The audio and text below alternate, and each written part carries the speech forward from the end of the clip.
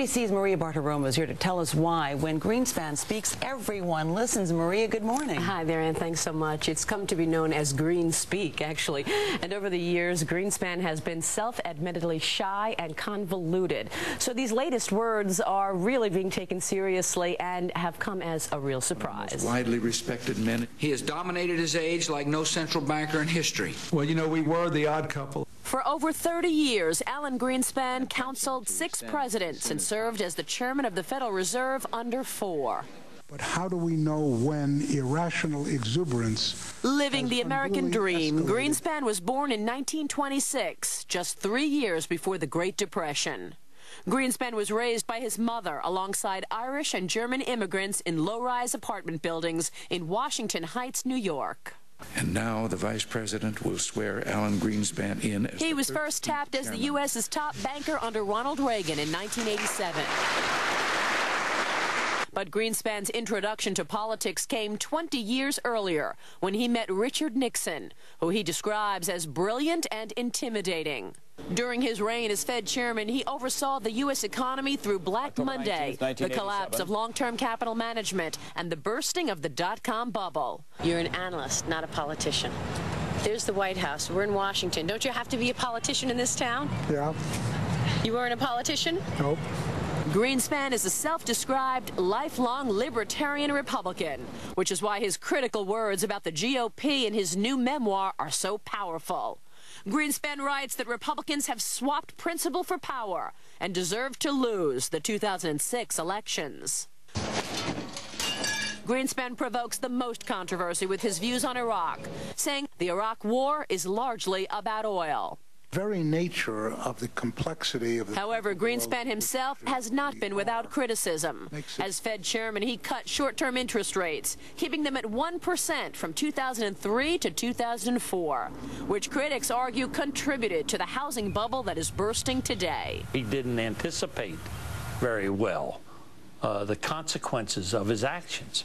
Kentucky Senator Jim Bunning is one of Greenspan's most vocal critics. The way he ran the Fed was an old-fashioned way of running it.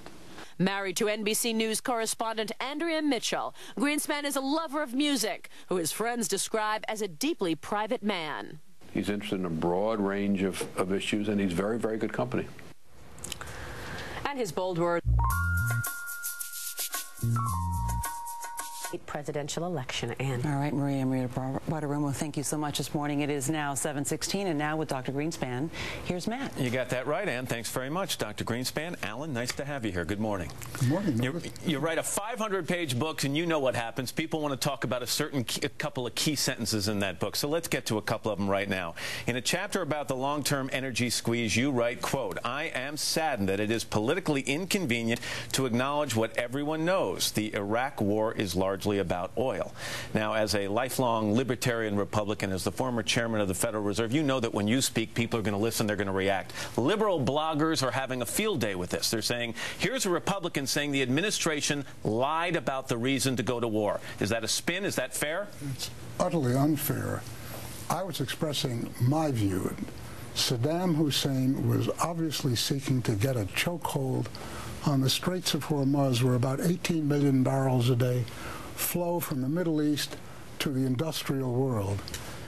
Had he been able to get a hold of a nuclear weapon and indeed move through Kuwait and into Saudi Arabia and control the Straits of Hormuz, it would have caused chaos in the international economy. So we're talking about semantics here, Alan? In other words, the administration went to war saying it was all about weapons of mass destruction. I believe I believe that they believe that. I'm not saying that they believed it was about oil. I'm saying it is about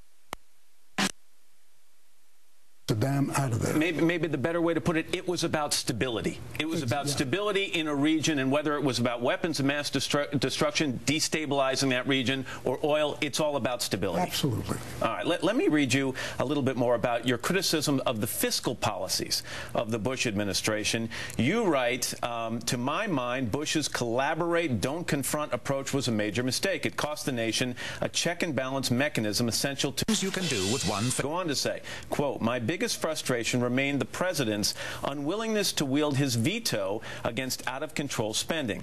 Paul Krugman in this morning's New York Times takes you to task. He says this: Mr. Greenspan has just published a book in which he castigates the Bush administration for its fiscal irresponsibility.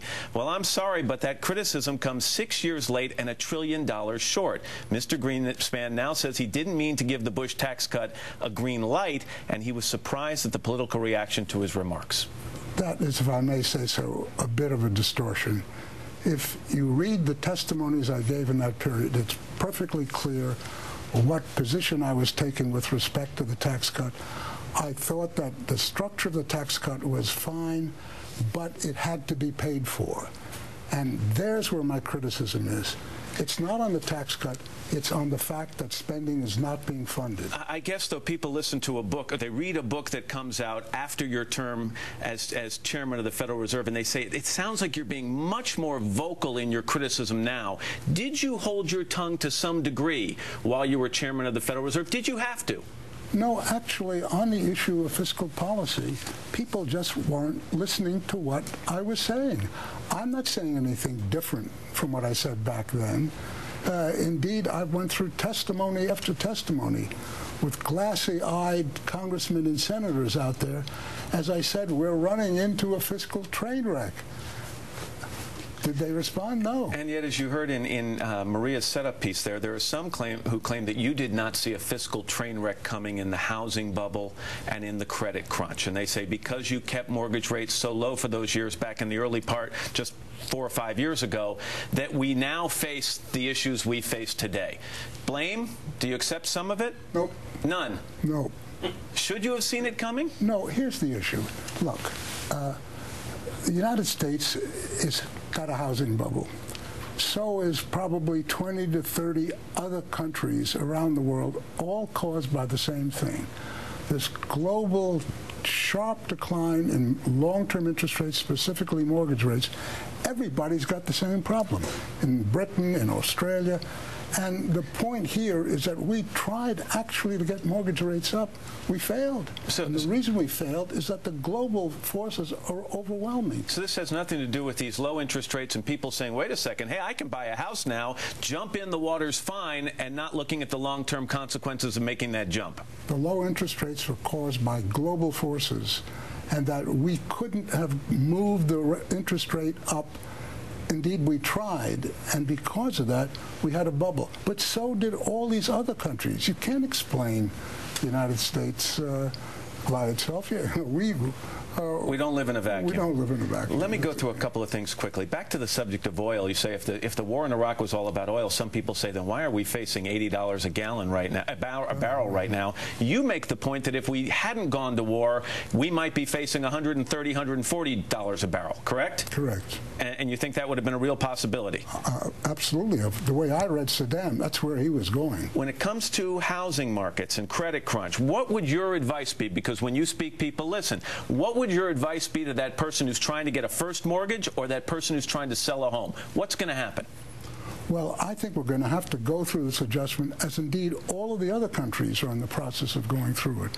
There are going to be a lot of people who have very tragic stories, and I think we should do whatever we can to assuage their angst. When we start to talk about housing and credit, more and more people are using the R word. That is a very dangerous word when someone like you utters it, recession. Yeah. Are we headed into a recession?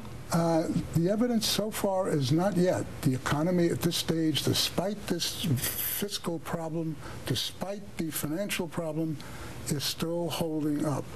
There is an open question as to what the future is, but for the moment, we're doing okay. And finally, in this book you wrote, quote, "To this day, the bathtub is where I get many of my best ideas." Trying to set aside that image, mental image, for a second, what is the best idea you ever had in the bathtub?